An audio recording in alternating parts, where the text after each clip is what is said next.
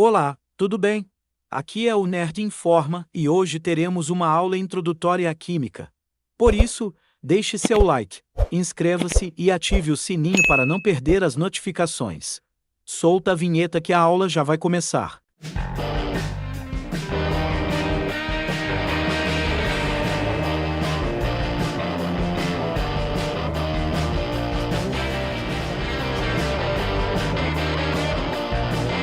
Bom, para começarmos, vamos entender o que é química. Química é uma das ciências da natureza, junto da física e da biologia, que vai estudar a matéria, ou seja, a química vai estudar as propriedades, composições, transformações, reações. Tudo aquilo relacionado à matéria é a química a encarregada de estudar. Vamos entender o que é matéria mais tarde, pois agora focaremos em como a química surgiu. A química é considerada uma ciência recente e nasceu por volta do século XVIII.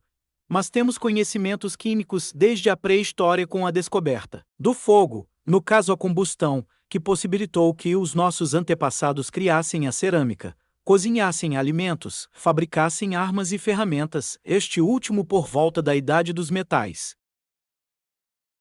Por volta do século XV a.C., temos os egípcios, que também usaram conhecimentos químicos para fabricar utensílios de argila. Para a metalurgia em si, a mumificação é um processo químico. A fabricação de perfumes e corantes também foi graças a conhecimentos químicos, mas a química ainda não tem esse nome químico, são só conhecimentos. Meio que a química está ali inconscientemente. Um tempo depois, no século IV a.C., temos Demócrito e seu discípulo Leucipo, na Grécia, que tentaram explicar o universo, dizendo que ele é composto por pequenas partículas que não conseguimos ver, ou seja, a ideia de átomo. Outro nome da antiguidade foi Aristóteles, com a sua teoria dos 4 elementos: terra, fogo, água e ar.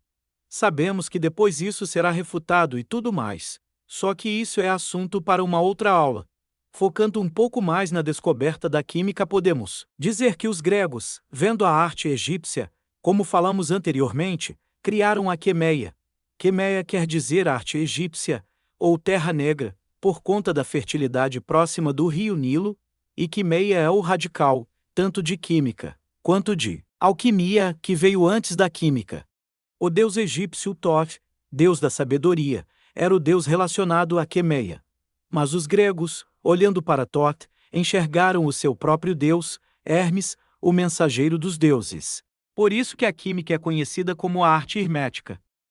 Um pouco mais tarde, no século III a.C., em Alexandria, temos o surgimento da alquimia, que foi esse ensopado de conhecimentos gregos, egípcios, a arte, misticismo e experimentação. Os principais objetivos da alquimia eram o elixir da vida, algo que pudesse tornar os imperadores imortais e, ironicamente, foi isso que causou a morte de vários imperadores, pois o uso de certos componentes químicos, por exemplo, o mercúrio, que veremos logo a seguir, causou a morte de vários deles. Outro objetivo era a pedra filosofal, que seria uma pedra que poderia transformar qualquer metal em ouro. Para alguns, a pedra filosofal era uma espécie de metáfora, que a pedra filosofal seria o conhecimento, pois o conhecimento enobrece o homem. Como eu disse anteriormente, algo irônico do elixir da vida é que era o que mais causava a morte. Um bom exemplo disso é o imperador chinês Qin Shi Huangdi, que morreu aos 39 anos pelo consumo excessivo de mercúrio, possivelmente usado em elixires da vida que ele tomava. O tempo se passa e chegamos ao século XVI d.C. e temos Paracelsus, um médico suíço que utilizou alguns conhecimentos químicos para a criação de remédios, medicamentos, para facilitar seu trabalho, claro. Enfim, chegamos aos séculos XVII e XVIII d.C., no surgimento da química. Os estudiosos dizem que o lançamento do livro químico cético, de Robert Boyle, e o lançamento do livro Tratado Elementar da Química, de Antoine Lavoisier, foram os que marcaram o início da química como uma ciência igual às outras. Tanto que Lavoisier é considerado o pai da química moderna. Foi ele que criou o método científico, estudava a conservação das massas e etc. Tudo muito bom, tudo muito bem, mas o que raios é matéria? Matéria é tudo aquilo que tem massa e tem volume. Mas vamos entender como surgiu a matéria. De acordo com uma teoria de George Gamow, de 1948, a teoria do Big Bang, toda a matéria existente estava contida em uma esfera extremamente quente e densa. Essa esfera tinha o tamanho de mais ou menos uma bolinha de ping-pong.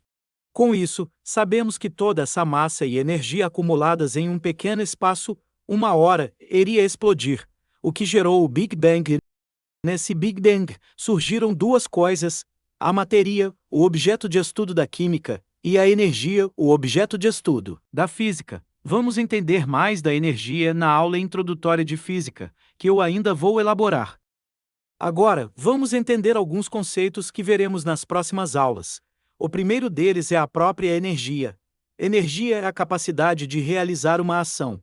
Na verdade, nós não temos uma definição exata do que é energia. Nós dizemos que energia é, basicamente, a capacidade de realizar algum trabalho. Algo que muitos confundem é matéria, corpo e objeto. Como falamos antes, matéria é tudo aquilo que tem massa e tem volume. Agora, corpo é uma porção limitada de matéria. Ou seja, temos a matéria como algo geral. O corpo é um pedaço disso. E objeto é nada mais, nada menos do que um corpo com uma função específica. Então, por exemplo, podemos dizer que a madeira é matéria. O tronco de árvore é um corpo. E uma mesa ou uma cadeira seria um exemplo de objeto. Um sistema químico é um corpo submetido a um estudo. Então, se pegarmos um becker, colocarmos água e óleo e submetemos isso a qualquer tipo de análise e estudo, podemos dizer que esse becker com água e óleo é um sistema químico.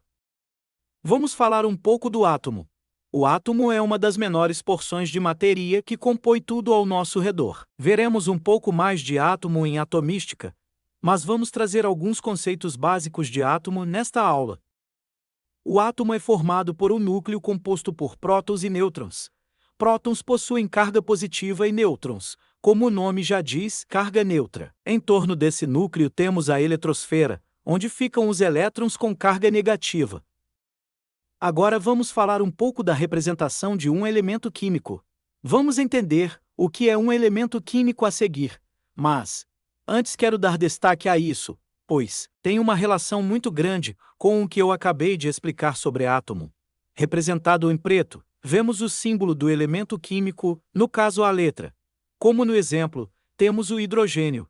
Em vermelho, dou destaque ao número de massa atômica, que é a soma de prótons e nêutrons presentes dentro do núcleo. No caso do hidrogênio, temos um próton e um nêutron, então sua massa atômica será 2. E o número atômico, representado em azul, é a quantidade apenas de prótons presentes no núcleo, no caso do exemplo 1. Agora falaremos dos elementos químicos. Um elemento químico é um conjunto de átomos com o mesmo número atômico e mesmas propriedades únicas. Por isso que ouro não é a mesma coisa que hélio, por isso que temos a tabela periódica toda. Agora falaremos do conceito de molécula. Molécula é a união de dois ou mais átomos. Podemos dividi-la em molécula simples e molécula composta. Uma molécula simples é aquela que é composta por apenas um único elemento químico, e a composta é composta por dois ou mais elementos químicos. Um exemplo de molécula simples é o gás nitrogênio, N2, e uma molécula composta é a molécula da água, H2O. Uma substância é um aglomerado de moléculas iguais. Então, uma substância simples é aquela substância formada por moléculas simples. Já uma composta é por moléculas compostas. Temos dois exemplos aqui. Para a substância simples, temos o gás nitrogênio. Esse G entre parênteses significa que o H2 está no estado gasoso, assim como no CO2, nosso exemplo de substância composta, que também está no estado gasoso. Por fim, chegamos ao conceito de mistura. Mistura, como o nome já diz, é uma mistura de substâncias. Podemos classificá-la como homogênea ou heterogênea. A homogênea possui apenas uma única fase, e a heterogênea, duas ou mais. Aqui, os nossos exemplos para homogênea seria água, mais sal, pois, se você pegar um copo e a água e sal e misturar, você só vai ver uma única fase ali. Você não vai ver o sal no fundo, então, para você aquilo ali é só água. Para a mistura heterogênea, temos a água e o óleo. Onde vemos duas fases. Podemos ver ali que a água está embaixo e o óleo ali em cima. Podemos diferenciar perfeitamente. Desta vez, decidi finalizar de uma maneira diferente e, ao invés de terminar com uma pergunta, decidi deixar uma frase do pai da química moderna. Na natureza, nada se cria, nada se perde, tudo se transforma. Agradeço a atenção de todos. Adeus.